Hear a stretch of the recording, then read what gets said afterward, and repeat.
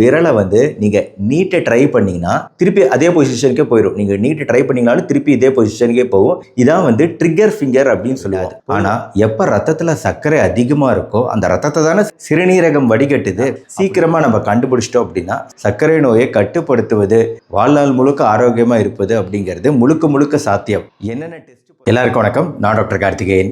இன்னைக்கு நம்ம வீடியோவில் ஒரு 10 நுட்பமான அறிகுறிகள் உங்களாலேயே உங்கள் உடம்புல பார்த்து தெரிஞ்சுக்க முடியும் ஒருவேளை சர்க்கரை நோய் இருக்கா அப்படிங்கிறத. அதை தான் இன்னைக்கு நம்ம பார்க்க போகிறோம். சர்க்கரை நோய்னா என்ன? உங்கள் உடம்பால் ரத்த சர்க்கரையை சரிவர நிர்வகிக்க முடியாமல் போகிறது தான் சர்க்கரை நோய். 10 அறிகுறிகளை இன்னைக்கு நம்ம பார்க்க போகிறோம். முதல்ல என்ன நடக்கும்னு கேட்டிங்கன்னா, ரத்த சர்க்கரை அளவுகள் அதிகமாக இருக்கும்போது அதிகமாக சிறுநீர் போகிறது அப்படிங்கிறது இருக்கும். இப்போ பேஷண்ட்ஸ்லாம் என்கிட்ட என்ன சொல்லுவாங்கன்னா, இரவு நேரத்தில் அதிகமான தடவை சிறுநீர் வருது, அடிக்கடி வருது, எந்திரிச்சு போக வேண்டியதாக இருக்குது அப்படின்னு சொல்லுவாங்க. இதுக்கு காரணம் என்ன தெரியுங்களா? ரத்தத்தில் சர்க்கரை அதிகமாக இருக்கும்போது ஏன் சிறுநீர் அடிக்கடி வருது? அதுக்கு காரணம் உங்கள் சிறுநீரகம் தாங்க.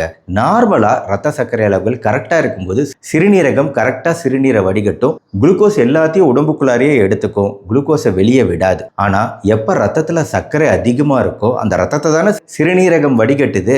அப்படி ரத்தத்தில் அதிகமான சர்க்கரை உருவாகும் போது உங்கள் சிறுநீரகம் திணற ஆரம்பிக்குது. அதிகமான சர்க்கரையை அதால் உடம்புக்குள்ளே எடுத்துக்க முடியல. அதனால் அது திருப்பி அந்த சர்க்கரையை எடுத்துக்க முடியாமல் அதை அப்படியே வடிகட்டி சிறுநீர் வழியாக வெளியேற்றுது. அப்படி சிறுநீர் வழியாக சர்க்கரை வெளியேறும்போது என்ன ஆகும்? சர்க்கரை ஆஸ்மோசிஸ் மூலமாக தன்னகத்தை நீரை இழுத்துக்கும் இல்லையா? அதனால தான் உங்களுக்கு அதிகமான சிறுநீர் அப்படிங்கிறது வருது ரத்தத்தில் சர்க்கரை அளவுகள் அதிகமாகும் போது. இப்போது இந்த மாதிரி அடிக்கடி சிறுநீர் வெளியே போயிட்டே இருந்துச்சுன்னா என்ன ஆகுங்க? அதிக சிறுநீர் போச்சுன்னா நம்மளுக்கு அதிகமாக தாகம் எடுக்கும். ஏன்னா நீர்ச்சத்து குறையுது உடம்புல. அப்படி அதிகமாக தாகம் எடுக்கும்போது என்ன ஆகும்? போய் நீங்கள் தண்ணி குடிப்பீங்க. அப்போது தண்ணி குடித்தா என்ன ஆகும்? மறுபடியும் ரத்தத்தில் இருந்து சர்க்கரை வெளியேறும், அதிக சிறுநீர் போகும். ஆக நீங்கள் தண்ணி குடிப்பீங்க, சிறுநீர் போவீங்க, தண்ணி குடிப்பீங்க, சிறுநீர் போவீங்க. இதை தான் விஷியஸ் சைக்கிள் அப்படின்னு சொல்லுவோம். இது வந்து ஒரு நிறுத்த முடியாத சுழற்சியாக நடந்துக்கிட்டே இருக்கும். ரத்த சர்க்கரை அதிகரிக்குது, சிறுநீரகம் அதிக யூரினை வெளியே தள்ளுது, அதிகமாக தாகம் எடுக்குது, நிறைய தண்ணி குடிக்கிறீங்க, சாப்பிட்றீங்க, சர்க்கரை அதிகரிக்குது, சிறுநீர் போகுது அப்படின்னு இது வந்து ஒரு சுழற்சி முறையில் அதிகமாகிட்டே போகும் பிரச்சனை. ஆக சிறுநீர் கழித்தல், தாகம் ரெண்டும் இல்லாமல் அடுத்து 3வது, இனிமேல் ஒரு கண்ணாடி எடுத்துக்கோங்க. இல்லை நீங்கள் கண்ணாடி முன்னாடி போய் நில்லுங்க. நான் சொன்ன அறிகுறிகள் தென்படுதா அப்படிங்கிறத நீங்கள் பார்க்கணுங்க. 3வது முக்கியமான விஷயம் வந்து அக்கந்தோசிஸ் நைகிரிகன்ஸ்னு சொல்லுவோம். அதாவது உங்களோட கழுத்து பகுதி, உங்களோட அக்குள் பகுதி, உங்களோட தொடை இடுக்குகள், இந்த 3 பகுதிகள்லையும் கருப்பாக பளபளப்பாக தோலில் திட்டுக்கள் மாதிரி இந்த மாதிரி நீங்கள் படத்தில் பார்க்குற மாதிரி தெரிஞ்சிச்சு அப்படின்னா இது வந்து ஒரு விதமான தோல் பிரச்சனை. திடீர்னு தன்னை போல தோல் கருப்பாகி தடிமனாகுது. இதுக்கு ஒரு காரணம் இருக்குங்க. நான் உங்களுக்கு சொன்னேன் இல்லையா, சர்க்கரை நோயில் வந்து இன்சுலின் வந்து கணையத்திலேருந்து சுரக்கும். ஆனால் இன்சுலினால் செல்லில் வேலை செய்ய முடியாது, சர்க்கரையை செல்லுக்குள்ளே கொண்டு போக முடியாது. அப்போது சர்க்கரை செல்லுக்குள்ளே போகலைன்னா என்ன ஆகுதுன்னு கேட்டிங்கன்னா, மூளை வந்து நினச்சிக்குது, ஆஹா இன்சுலின் 10 போல இருக்குது, அதனால தான் எரிசக்தி கிடைக்கல அப்படின்னு சொல்லிட்டு மூளை வந்து கணையத்திலேருந்து இன்னும் அதிகமான இன்சுலினை சுரக்க வைக்கும். அதிகமான இன்சுலின் சுரந்துக்கிட்டே இருக்கும் உங்கள் கணையத்திலேருந்து. இப்போது இன்சுலின் வந்து அதிகமாக இருக்கும்போது அது வேலையே செய்யாத டம்மி இன்சுலினா இருக்கும்போது என்ன ஆகுது? அது வந்து இன்சுலின் லைக் growth ஃபேக்டர்ஸ் அப்படிங்கிற ஒரு விஷயத்தை அதிகரிக்க செய்யுது. IGFன்னு சொல்லுவோம். இந்த IGF தான் என்ன பண்ணுதுன்னா நம்ம தோள்களில் சில தேவையில்லாத வளர்ச்சியை உண்டு பண்ணுது. அது தோள்களில் இருக்கக்கூடிய சில வளர்ச்சி செல்கள், கெரட்டினோசைட்ஸ், ஃபைப்ரோபிளாஸ்ட் போன்ற செல்களை தூண்டுது. இந்த செல்கள் வந்து தோலில் வந்து தேவையில்லாத வளர்ச்சியை கொண்டு வருது. எந்த இடத்துல வளர்ச்சியை கொண்டு வருது? எந்த இடத்துல தான் தோள்கள் ஒன்னோடு ஒன்று உரசுமோ அந்த இடத்துலலாம் தோலில் சில விதமான தேவையில்லாத வளர்ச்சியை உண்டு பண்ணுது. இப்போ நேப் ஆஃப் த நெக், நம்ம கழுத்து பகுதி அடிக்கடி உரசக்கூடிய பகுதி, நம்ம ஆக்சிலா 2 தோள்கள் உரசக்கூடிய பகுதி, தொடைகள் நம்ம நடக்கும்போது 2 தோள்கள் உரசக்கூடிய பகுதி. இந்த உரசக்கூடிய பகுதியில் தேவையில்லாத தோள்களோட வளர்ச்சி நடக்குது. கருப்பு கலர்ல தோல் மாடுது, பளபளப்பா மாறுது. இதை தான் அக்கந்தோசிஸ் நைகிரிகன்ஸ் சொல்லுவோம். இது இருக்கு அப்படின்னா ஒருவேளை சர்க்கரை நோய் இதுக்கு காரணமா இருக்கலாம். இப்போ 4வது நீங்க படத்துல பாக்குறது ஸ்கின் டாக்ஸ்ன்னு சொல்லக்கூடிய தோள்கள்ல மறு மாதிரி அங்கங்க தென்படுது அப்படின்னா அதுவும் குறிப்பா இதே பகுதிகள், கழுத்து பகுதி, அக்குள் பகுதி, தொடை இடுக்கு பகுதிகளில் இந்த மாதிரி தென்படுது அப்படின்னா இந்த ஸ்கின் டேக் 1-2 இருந்தால் நார்மலுங்க. ஆனால் நிறைய குறிப்பாக உரசுற இடத்துல தோள்கள் உரசுற இடத்துல அதிகமாக உற்பத்தி ஆகுது அப்படின்னா இதுவுமே அதே இதுக்கு முன்னாடி பார்த்தோம் இல்லையா அந்த கருப்பு கலர் தோள்கள் அதே காரணம் தான். அந்த இன்சுலின் அதிகமாகி இன்சுலின் ரெசிஸ்டன்ஸ்னால ஐஜிஎஃப் அதிகமாகி எப்படி அந்த தோல் திட்டுக்கள் உருவாகுதோ அதே மாதிரி இந்த தோல்ல வரக்கூடிய மருக்களுக்கும் காரணம் அதே இன்சுலின் ரெசிஸ்டன்ஸ் தான், ஐஜிஎஃப் தான். அடுத்து 5வது விஷயம், சர்க்கரை ரத்தத்தில் அதிகமாக இருக்கும்போது அது பாக்டீரியாக்கள் சில வகையான பூஞ்சை காளான்கள் எல்லாத்துக்கும் ரொம்ப வசதியாக போயிடுங்க. என்ன ஆகும்னா இந்த கிருமிகள்லாம் வந்து அந்த ரத்த சர்க்கரையை எடுத்து நல்லபடியாக நல்லா உற்பத்தியாகி நல்லா வளர்ந்து பெருகி பல்கி பெருக ஆரம்பிக்கும். இந்த பாக்டீரியாக்கள் தேவையில்லாத பாக்டீரியா கிருமிகளும் ஃபங்கஸ் கிருமிகளும் நம்ம உடம்புக்குள்ளே வந்துச்சு அப்படின்னா அது நம்மளுக்கு பிரச்சனையை ஏற்படுத்தும். அதாவது இன்ஃபெக்ஷன், தொற்று வியாதிகள், சளி பிடிச்சா கூட நிறைய டைம் அடிக்கடி சளி பிடிக்கிறது அப்படிங்கிறது கூட நம்ம உடலில் அதிக சர்க்கரை அதிகமான அந்த கிருமி வந்து அந்த சர்க்கரையை எடுத்து வளர்வதனால் அந்த இன்ஃபெக்ஷன் தொற்று ஏற்படலாம். அதே மாதிரி இந்த இன்ஃபெக்ஷன் தொற்று சில பூஞ்சை தொற்றுகள், ஃபங்கஸ் தொற்றுக்கள்லாம் நார்மலாக வராது. ஆனால் நம்ம வாயில் கேண்டிடா அப்படின்னு சொல்லக்கூடிய ஒரு விதமான பூஞ்சை தொற்று, இல்லைனா வந்து பிறப்புறுப்பு பகுதியில் வரக்கூடிய பூஞ்சை தொற்று கேண்டிடா, இந்த மாதிரி அதாவது வெள்ளையா வளவளப்பா திரவம் போல சுரத்தல் இதெல்லாம் இருக்குது அப்படின்னா நம்ம உடம்புல எதிர்ப்பு சக்தி குறைவாயிடுச்சுன்னு அர்த்தம். எதிர்ப்பு சக்தி குறைவதற்கு காரணமும் இதே அதிக ரத்த சர்க்கரை அளவு தான். இந்த அதிக ரத்த சர்க்கரை அளவு என்ன பண்ணுதுன்னா இந்த பூஞ்சைகள் நார்மலாக நம்ம உடம்பு இதெல்லாம் கொன்னுடும், பூஞ்சைகளை கொன்னுடும், நம்மளோட பாக்டீரியாக்களை கொன்னுடும். ஆனால் சர்க்கரை அதிகமாக இருக்கும்போது நம்ம உடம்பால் அதை கொல்ல முடியல, அதிகமாக அந்த பூஞ்சைகள் உற்பத்தி ஆகுது. அது நம்ம உடம்புல இந்த மாதிரி வியாதிகளை கொண்டு வருது. தோல் சம்பந்தப்பட்ட பிரச்சனைகள், ஈஸியாக தொற்று வியாதிகள் வருது அப்படிங்கிறத நீங்கள் புரிஞ்சுக்கோங்க. மிக முக்கிய அறிகுறி இது. அடுத்து 6வது முக்கிய அறிகுறி, நான் வீடியோட ஆரம்பத்தில் சொன்னேன் இல்லையா, ரத்த சர்க்கரை அதிகமாக இருக்கும்போது தசை நார்கள் அப்படின்னு சொல்லிட்டு நம்ம தசைகளை எலும்புகளோட இணைக்கக்கூடிய அந்த தசை நார் டெண்டானில் கூட பிரச்சனை வரலான்னு, அதை நம்ம எப்படி கண்டுபிடிக்கலாம் தெரியுங்களா? இதுதாங்க அந்த டெஸ்ட்டு. அதாவது கைகளை இந்த மாதிரி இணைத்து சாமி கும்பிடுற மாதிரி நம்ம பண்ணணும்னு வைங்களேன். நார்மலாக இது வந்து நார்மல், என் கைகள் கரெக்டாக இணைஞ்சிருக்கு. ஆனால் எப்போ ஒரு தசைநார் பாதிக்கப்படுதோ, ஒருவேளை உங்களால் இந்த அளவுக்கு ஸ்ட்ரெயிட்டாக இருக்க முடியல, இல்லை உங்களோட பாம்ஸ் உள்ளங்கையை ரெண்டும் சேர மாட்டேங்குது இப்படி இருக்குது, இல்லைனா பொதுவாக வந்து இந்த ஃபிங்கர்ஸ் நம்ம கைகளை ஃபுல்லாக நீட்டவே முடியாதுங்க. ஃபுல்லாக இந்த மாதிரி பர்ஃபெக்டாக நீட்ட முடியாது. இந்த மாதிரி நீட்ட முடியாமல் போகிறது, இல்லை உள்ளங்கை ஒன்னோட ஒன்று சேராமல் போகிறது, இதை தான் வந்து பாசிட்டிவ் ப்ரேயர் சைன் அப்படின்னு சொல்லுவோம். இது எதனால் உருவாகுது? டயபெட்டிக் கைரோ ஆர்த்ரோபதி அப்படின்னு சொல்லுவோம். அதாவது டயபெட்டிக் ஸ்டிஃப் ஹேண்ட் சிண்ட்ரோம், இறுகி போதல். நம்ம தசைநார்கள், விரல்களில் இருக்கக்கூடிய எலும்புகளை தசைகளோடு இணைக்கக்கூடிய தசைநாரில் போய் சர்க்கரை போய் உட்காந்துக்குதுங்க.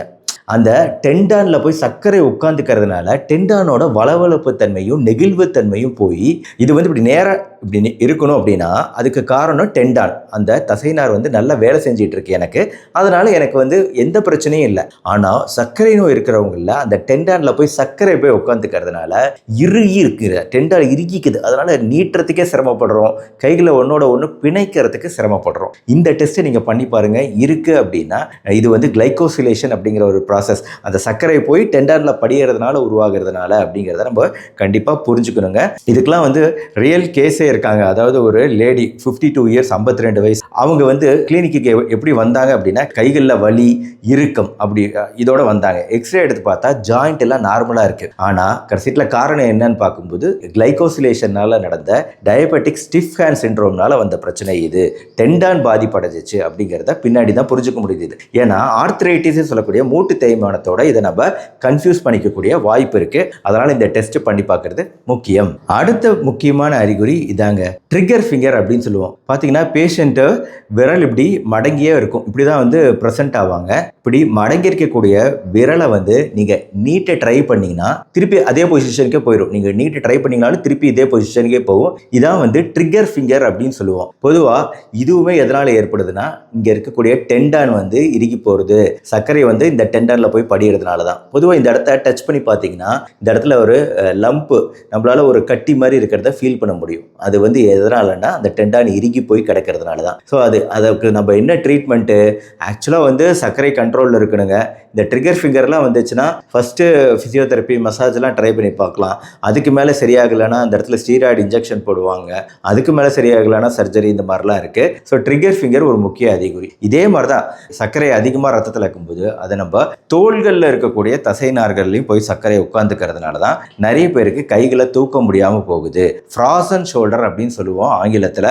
அட்ஹசிவ் கேப்சுலைட்டிஸ் அப்படின்னு சொல்லிட்டு, அதாவது கேப்சூல் தோள்களில் இருக்கக்கூடிய அந்த மெல்லிய திரை போன்ற ஒரு விஷயம் இருக்குது. அது எல்லாத்தையும் எலும்புகள் அதுக்கு மேலே வந்து ஒரு கேப்சூல் மாதிரி இருக்கும், அதுக்குள்ளே தான் நீர் இருக்கும். அந்த கேப்சூலே வந்து இறுகி போயிடும் ரத்த சர்க்கரை அதிகரிக்கிறதுனால. இதனால தான் சர்க்கரை நோய் உள்ளவர்களில் ஃப்ராசன் ஷோல்டர் போன்ற விஷயங்கள், trigger finger, diabetic stiff hand syndrome, இது எல்லாத்துக்கும் காரணம் சர்க்கரை அதிகமாக இருக்குது. அது நம்ம தசைகள், தசை நார், கேப்சூல் எல்லாத்தையுமே பாதிக்குது. ஆக இது வரைக்கும் நீங்கள் ரத்த சர்க்கரை அதிகமாக ஆவதால் எப்படி சிறுநீரகம் பிரச்சனையாச்சு, எப்படி தசைகள் பிரச்சனையாச்சுன்னு பார்த்தீங்க. மூணாவது முக்கியமான விஷயத்தை நம்ம மறந்துடக்கூடாது, அதுதான் நரம்புகள். பொதுவாக நரம்புகளில் வரக்கூடிய பிரச்சனை, நரம்புகளை ஒன்ஸ் சர்க்கரை அழிக்க ஆரம்பிச்சிடுச்சு அப்படின்னா சர்க்கரை நரம்புகள் மேலேயும் போய் படியுது. அப்போது இது வரைக்கும் நான் சொன்னதுலேயே இர்ரிவர்சிபிளாக ஒரு ஒன்ஸ் நரம்பை பாதிக்க ஆரம்பிச்சிருச்சுன்னா திருப்பி அந்த நரம்பு டேமேஜை நம்மளால சரி செய்யவே முடியாமல் போயிடுது. நியூரோபதி, இதுதான் மிகப்பெரிய பிரச்சனை சர்க்கரை அதிகமாக இருக்கும்போது.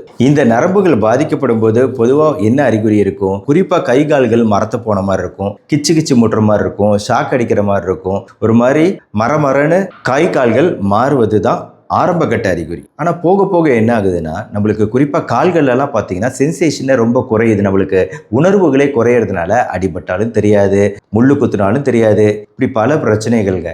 என்ன ஆகுதுன்னு கேட்டிங்கன்னா அப்படியே நம்ம கால்களில் வந்து நியூரோபதி வந்துருச்சு, அதோடவே நம்ம நடந்துக்கிட்டே இருக்கோம் அப்படின்னா போக போக போக அந்த கால்களில் மைக்ரோ ட்ராமான்னு சொல்லிட்டு குட்டி குட்டியாக இன்ஜுரி, அடிபடுதல் நடக்குது. இந்த அடிபடுதல்னால நார்மலாக நம்மளுக்கு நான் ஏற்கனவே ஆர்ச் ஆஃப் த ஃபுட் பற்றிலாம் சொல்லியிருக்கிறேன். நம்ம கால்கள் எப்படி வந்து அந்த வளைவு இருக்குது, அந்த வளைவோடு இருக்குது, செப்பல் போடணும்லாம் சொல்லியிருக்கேன். ஆனால் அதை நம்ம கண்டுக்காமல் விட்டுட்டோம் அப்படின்னா என்ன ஆகுதுன்னு கேட்டிங்கன்னா காலப்போக்கில் அந்த ஆர்ச்சே போயிடுது. போய் கால்கள் வந்து இந்த மாதிரி படத்தில் காட்டுற மாதிரி மாறுதுங்க. இதான் வந்து சார்காட்ஸ் ஃபுட் அப்படின்னு சொல்லுவோம்.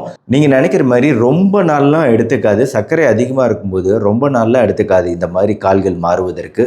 சில பேஷண்ட்ஸ்லாம் இருக்கிறாங்க 10 மாதத்தில், ஃபஸ்ட்டு இந்த எக்ஸ்ரேல பார்த்தீங்கன்னா நார்மலாக இருக்க ஆர்ச், இப்போ அடுத்த எக்ஸ்ரேல பார்த்தீங்கன்னா 10 மாதத்தில் இந்த மாதிரி சார்காட் ஃபுட் மாதிரி கால்கள் மாறக்கூடிய வாய்ப்பு இருக்குது. அதனால தான் சர்க்கரை நோய் ஒன்ஸ் வந்துருச்சு அப்படின்னா டெய்லி நம்மளோட கால்களை நைட்டு பார்க்கணும், கண்ணாடி வச்சு பார்க்கணும், கண்ணாடி வச்சு காலுக்கு அடியில் பாதத்துக்கு கீழே எப்படி இருக்குன்னு பார்க்கணும், எங்கேயாவது அடிபட்டிருக்கான்னு பார்க்கணும். ஏன்னா சில பேஷண்ட்லாம் இருக்கிறாங்க ஃபுல்லாக அல்சர் இருக்கிறதே தெரியாமல் வருவாங்க. அல்சர் மட்டும் இல்லாமல் அந்த இடத்துல ஒரு ஸ்டேபிளர் பின் குத்திட்டு இருக்கு. ஒரு பேஷண்ட்டு எமர்ஜென்சியில் அட்மிட் ஆகுறாங்க, மயக்கம் உணர்வே இல்லாமல் அட்மிட் ஆகுறாங்க. பார்க்கும்போது கால்களில் வந்து ஒரு பெரிய புண்ணு இருக்குது, அந்த புண்ணுக்குள்ளார ஸ்டேபிளர் பின்லாம் எல்லாம் குத்தி இருக்கு. ஆனால் அவங்களுக்கு எதுவுமே தெரியல. இதே நார்மலான மக்களாக இருந்தால் ஒரு சின்ன அந்த மாதிரி புண்ணுக்கெல்லாம் அப்படியே வலியில் கதறி துடிச்சிருப்பாங்க. ஆனால் அந்த புண்ணு இருக்கிறதே தெரியல, அதோட வலியே தெரியாமல், அந்த பின் இருக்கிறதே தெரியாமல் பேஷண்ட் இருப்பாங்க. ஸோ இதுதான் வந்து சர்க்கரை நோயில் இருக்கக்கூடிய மிகப்பெரிய பிரச்சனை அப்படிங்கிறத நீங்கள் புரிஞ்சுக்கணும். நரம்புகள் எந்த அளவுக்கு பாதிப்படையுது அப்படிங்கிறதுக்கான உதாரணம் இது. நீங்கள் நினைக்கிற மாதிரி இது வந்து ஒரு அரிதான விஷயம், இந்த மாதிரி புண்களோ இந்த மாதிரிலாம் வரதுன்னு நினச்சிங்கன்னா அப்படி கிடையாதுங்க. இன்னைக்கு ரொம்ப ரொம்ப காமனான பொதுவான ஒரு விஷயமா மாறிக்கிட்டு இருக்கு சர்க்கரை நோயில். இந்த மாதிரி புண்கள் வந்து அதுக்கப்புறம் கால்கள்லாம் எடுக்க வேண்டிய நிலைமைக்கு கூட, கட் பண்ணி எடுக்க வேண்டிய நிலைமைக்கு கூட போகிறதுக்கு சாதாரண ஒரு ஆரம்ப புள்ளி வந்து புண் தான், ஒரு சாதாரண கால் புண் தான். அதனால் கட்டாயம் நம்ம அதை கால்களை கவனிச்சுக்கிறது மிக மிக அத்தியாவசியமாகுதுங்க. அடுத்தது, இந்த நரம்புகள் கால்களில் மட்டும்தான் பாதிக்குதுன்னு நினச்சிங்கன்னா அதான் தப்பு. நம்ம ஜீரண மண்டலத்திலையும் நரம்புகள் இருக்குது, அந்த நரம்பையும் பாதிக்கலாம். இதனால் என்ன ஆகுது, சர்க்கரை போய் ஜீரண உறுப்பில் இருக்கக்கூடிய நரம்புகளில் உட்காந்துக்குச்சுன்னா ஜீரணம் மெதுவாக நடக்குது, உணவு மெதுவாக ஜீரணமாகுது, மெதுவாக வயிற்றை விட்டு குடல் பகுதிக்குள்ளே அப்படியே மெதுவாக நகருது. அப்படின்னா கேஸ்ட்ரோபெரிசிஸ் அப்படின்னு சொல்கிறது மெதுவாக நடக்குது. அப்படி உணவு மெதுவாக போச்சுன்னா என்ன ஆகும், வயிறு உப்புசம், அஜீரணம், ஏப்பம், வயிற்று வலி எல்லாத்துக்கும் என்ன காரணம்னு நினைக்கிறீங்க? சர்க்கரை நரம்புகளை பாதிப்பதால் உண்டாகக்கூடிய பிரச்சனையாகவும் இது இருக்கலாம். இன்னும் அதிகமாச்சுன்னா வாந்தி வருதல் போன்ற உணவு எப்பவுமே இருந்துகிட்டே இருக்கும். சில சமயம் வாந்தி கூட வரலாம். அதை விட முக்கியமான விஷயம், மெதுவாக சர்க்கரை போய் திடீர்னு அப்படியே ரத்தத்தில் சர்க்கரை அளவுகள் ஏறும். அதாவது சர்க்கரை கண்ட்ரோலே கரெக்டாக இருக்காது. திடீர்னு பார்த்தா சர்க்கரை அதிகமாக இருக்கும் ரத்தத்தில். இதுதாங்க 10 அறிகுறிகள். ஆக எப்படி கண்டுபிடிக்கிறது? மெயினாக இதை கண்டுபிடிக்கிறதுக்கு ஒரு முக்கியமான டெஸ்ட் HbA1c தாங்க. இந்த டெஸ்ட்ல என்ன பண்றாங்கன்னு நினைக்கிறீங்க?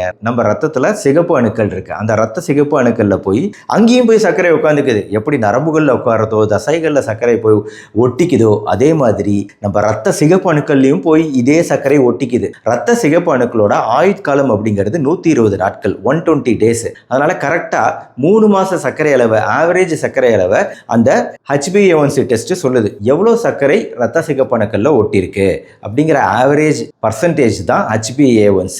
ஆனா அந்த ரத்த சிகப்பு அணுக்கள் 120 நாள் கழிச்சு அழிஞ்சு போயிடுது அப்படிங்கிறதுனால தான் அந்த டெஸ்ட் 3 மாச அளவுகளை நம்மளுக்கு சொல்லுதுன்னு சொல்றோம். இதே அது ரொம்ப நாள் இருந்துச்சுன்னா ரொம்ப நாள் நம்ம ரத்தத்தில் சர்க்கரை அளவுகள் எவ்வளோ இருக்கு அப்படிங்கிறதையும் நம்ம கண்டுபிடிக்க முடியும். எனிவே அது பாசிபிலிட்டி இல்லை. ஆக HbA1c டெஸ்ட் 6.5க்கு மேலே இருந்துச்சுன்னா சர்க்கரை அதிகமாக இருக்குன்னு அர்த்தம் ரத்தத்தில்.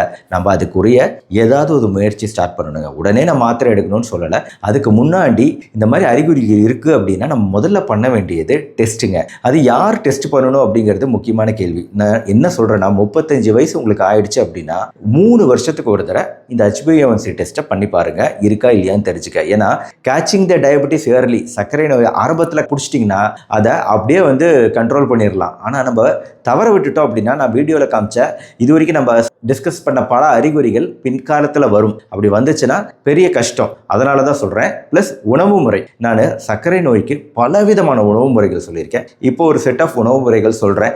இதை முடிஞ்ச அளவு ட்ரை பண்ண பாருங்க.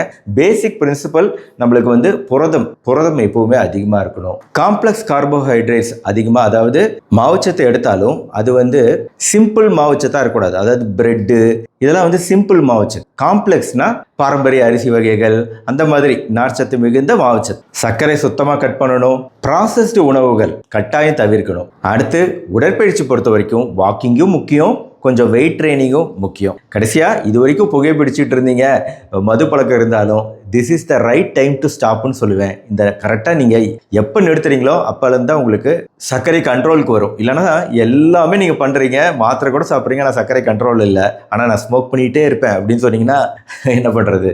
ஆக நீங்கள் ரத்த சர்க்கரை அளவு கரெக்டாக இருக்கா இல்லையாங்கிறத கமெண்ட் செக்ஷனில் சொல்லுங்கள். எந்த ஸ்டேஜில் இருக்கீங்க அப்படிங்கிறத சொல்லுங்கள். இது வரைக்கும் நீங்கள் டெஸ்ட் பண்ணலை அப்படின்னா நான் டெஸ்ட் பண்ண போகிறேன் அப்படிங்கிறதையும் கமெண்ட் செக்ஷனில் எழுதுங்க. நீங்கள் எழுதுனீங்கன்னா தான் செயலில் இறங்குவீங்க. சர்க்கரை ஆல்ரெடி இருக்குது அப்படின்னா நான் இந்த மாதிரி பயிற்சிகள் உணவு முறைகள் ஃபாலோ பண்ணுவேன் அப்படின்னு எழுதுங்க. மேலும் நான் ஏற்கனவே கல்லீரல்ல நோய் வந்துச்சுன்னா என்னென்ன அறிகுறிகள் காட்டும் அப்படிங்கிறதையும் ஒரு தனி வீடியோவாக போட்டிருக்கேன். அந்த வீடியோவோட லிங்கை இங்கேயே இருக்கு பாருங்க. இதை கிளிக் பண்ணி பார்த்தீங்கன்னா கல்லீரல் சார்ந்த பிரச்சனைகளோ அதோட அறிகுறிகளையும் உங்களால் தெரிஞ்சுக்க முடியும். இந்த வீடியோ உங்களுக்கு பிடிச்சிருந்துச்சுன்னா லைக் பண்ணுங்க, உங்க ஃப்ரெண்ட்ஸ் ரிலேட்டிவ்ஸ்க்கு ஷேர் பண்ணுங்க. நம்ம சேனல் டாக்டர் கார்த்திகேயன் தொடர்ந்து சப்ஸ்கிரைப் பண்ணி ஃபாலோ பண்ணுங்க. மறுபடியும் நாளைக்கு பார்ப்போம். நன்றி, வணக்கம்.